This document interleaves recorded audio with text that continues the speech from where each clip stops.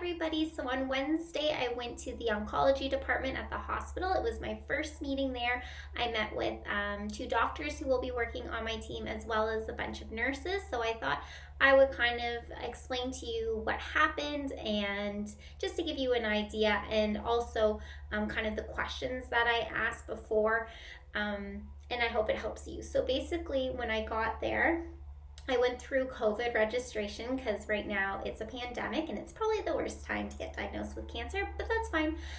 So they asked me just the screening, and then I went in and they took my weight and my height. I registered, and then I sat in the waiting room and they immediately sent me for blood work. So I got blood work done right away, and then I went back to the waiting room and they were all ready for me to go to the doctor's office, I guess.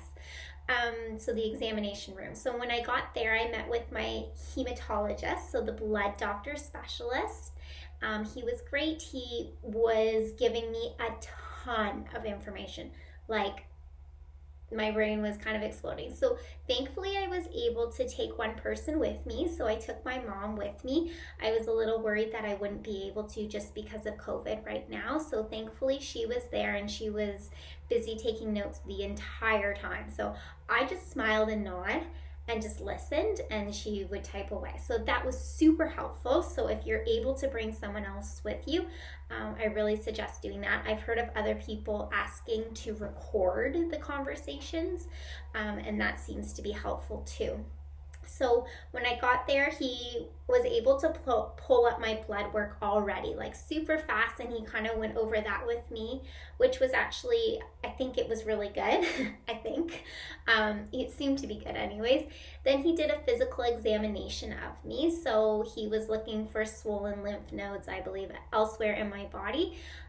So yeah, feeling the neck here, feeling obviously here. He was very careful because I still have the stitches in from the biopsy. Feeling my stomach, feeling my groin, just making sure that there's no other obvious ones.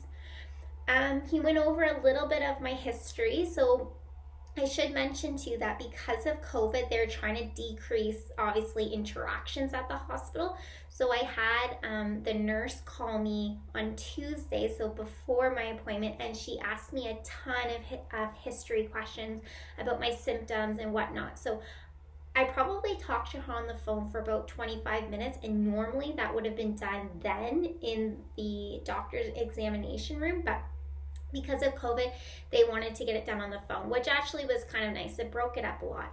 So he already had a lot of that information, but yeah, we did talk a little bit about the symptoms, and he talked a lot. Basically what he said was, we have to determine the stage. He's like, it's definitely Hodgkin's lymphoma. It's nuclear sclerosis. I have to figure out how to say that because I don't know how to say it. Hodgkin's lymphoma. So we're certain it's that, and I will get better at this, I promise.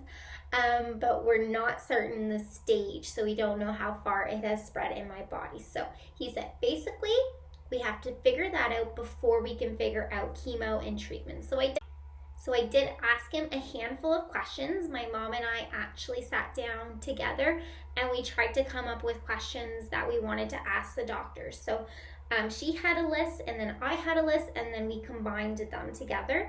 So I'm going to go over some of the questions that I asked and some of the answers that I got, so that if you're going through the same thing, you can maybe write down these questions because they could answer them for you, or maybe whatever. Anyways, so for my particular case, so again, it's not going to be the same for everyone, but just to help you.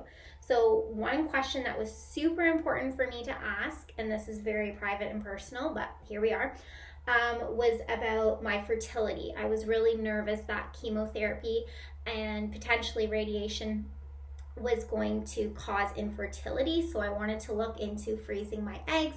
I don't have any children, but I want children one day. So I did ask about that, and for the particular chemo drug that I'm going to be on, he said it shouldn't be a problem, so I don't have to worry about that. I asked if I will lose my hair, and he said a lot of people do lose their hair on chemo, so he didn't really say yes or no, but I think I'm going to. Let's be honest here.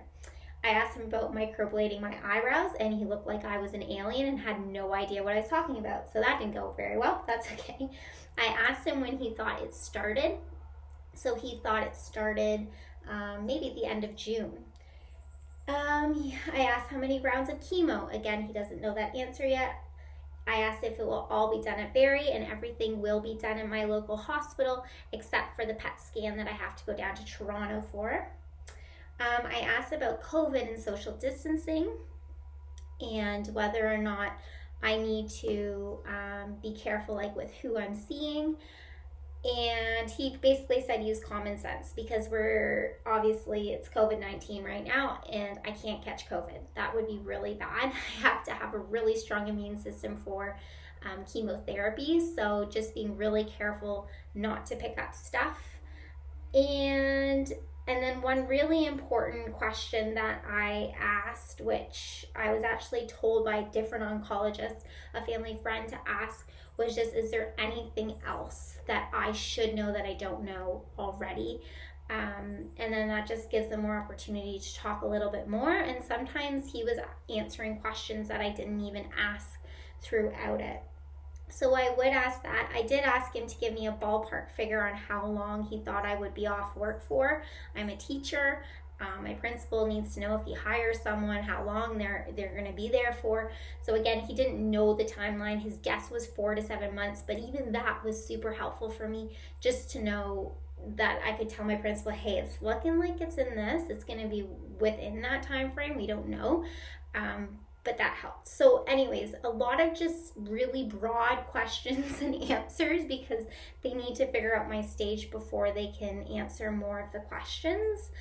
My mom also had a list of questions too, and I don't have them here on me, but I'm going to put them in the description box, just a list of all the questions that I asked because I had a million questions, but those were kind of a good starting point for me. I actually found the nurse who came in afterwards and talked to me. She was so helpful, but she was a woman, so I think no offense to men, this has nothing to do with men, but she just was able to talk to me more about wigs and give me a prescription for that, and she knew what microblading was, so she knew what I was asking when I said that. She went over all of the side effects for chemo, so stuff that I didn't even consider. About like my fever. I can't get a fever while I'm on chemo, and she gives me a pass if I have to go to a merge, and washing my fruits and vegetables while I'm on chemo. Just like all this stuff that I never would have thought of. So she gave me a package full of this information and books. I have yet to read it. My mom wrote a lot of notes on it, but yeah, it's a lot to take in, but I'm not even starting chemo for a couple weeks, so I'm going to have to go through all that, I think, again, too. So that was kind of the first visit then, and then I met with the gentleman who will be doing my radiation if I need radiation. So it sounds like right now they really don't want to do radiation. It sounds like radiation can have some short-term effects like dryness of mouth and whatnot, and tiredness and maybe redness around the skin, but they don't know all the long-term effects of radiation. Yeah, they basically radiate the area. So they use lasers. They kind of put like a little tattoo, a little mark where they need to burst whatever or shoot the lasers in.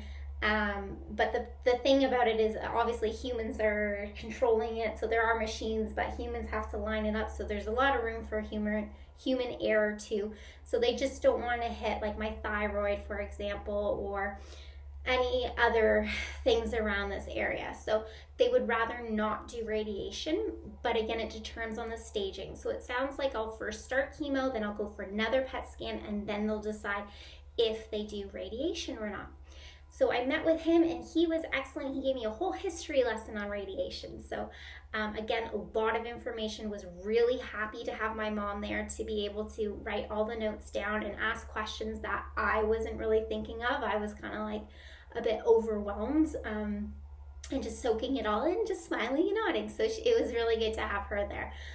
So that's kind of was my experience for my first visit. I ran into a friend at the hospital who works in oncology, So it was so nice to see just a familiar face and someone smiling and saying, oh, it's good to see you, but not really, kind of thing. So anyways, I hope that kind of gives you a bit of a debrief on what to expect that first day. I know every doctor is different, and every province or wherever you are is going to be different, but that's how mine went. And I was there all day. Like, it started at 10 and I didn't get out of there till like 2:30.